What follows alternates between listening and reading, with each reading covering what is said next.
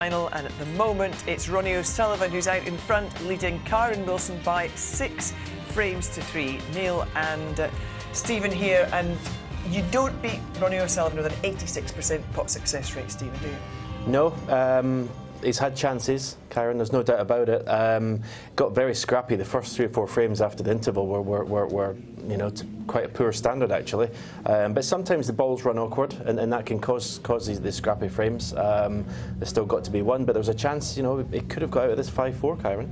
Yeah, at 5-1 things were looking very ominous for him, though, weren't they? Yeah, they were. I don't think Ronnie was playing any better at this point. You know, I mean, you know, he's not scoring in chances like this here.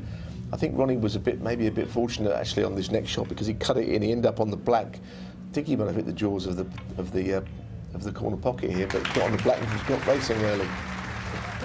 I mean, if Kyren comes out tonight and just doesn't miss easy balls, you know, I keep going on about unforced errors. If he can cut them out completely, he's still in this match. He is, and this was a horrible frame. I mean, it ended on the black. I don't know what shot he had here really, but the pot, I didn't like the way he played it, because he looked at it for a long time. You want to play it with a bit more pace, don't you, to give it a chance? Well, he's better when he's punching the ball in as well, I think. That was just, yeah, it's so hard to drop that in dead weight on that cushion. That was the longest frame of the week so far, and yeah. You said, Neil, Ronnie never wins frames like this. Well, he very rarely does. I mean, but he did. He did win it, but it was a horrible frame. You can see his reaction to winning it. It's almost like he'd lost it. He doesn't like playing snooker like that, and even though he was going further and further away, he felt that he wouldn't have been happy to be winning in that way. He's odd like that, O'Sullivan, you know. Yeah, and of course Kyren then came straight back at him in frames 7 and 8. Yep.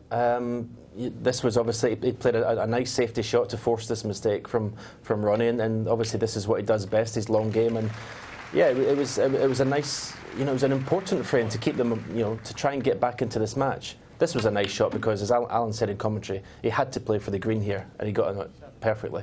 And he just dug himself out of a hole by winning that frame, and then he actually starts to play a little bit better, you know, in the end. This is part of a break of 86 where he's, you know, he's done well to win this frame because he's behind in it. Nice shot in the black there, because it left him the perfect angle on this red to remove the last awkward red off the cushion, which he does absolutely perfectly. And yeah, you're just starting to get a wee bit of momentum.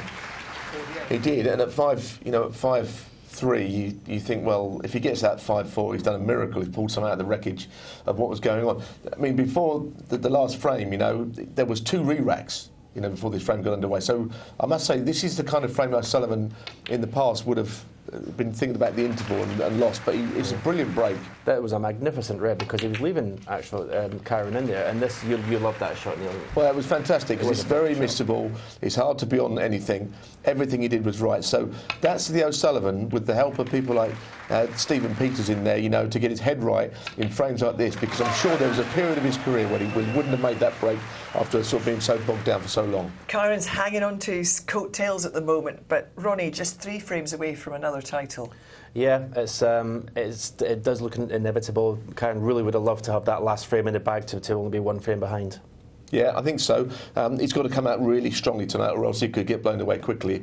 O'Sullivan will regroup and play better tonight, I think. You almost feel Ronnie would rather just played on through now and get this one wrapped up. Should be a good session tonight, though, I think. Everything to play for. OK.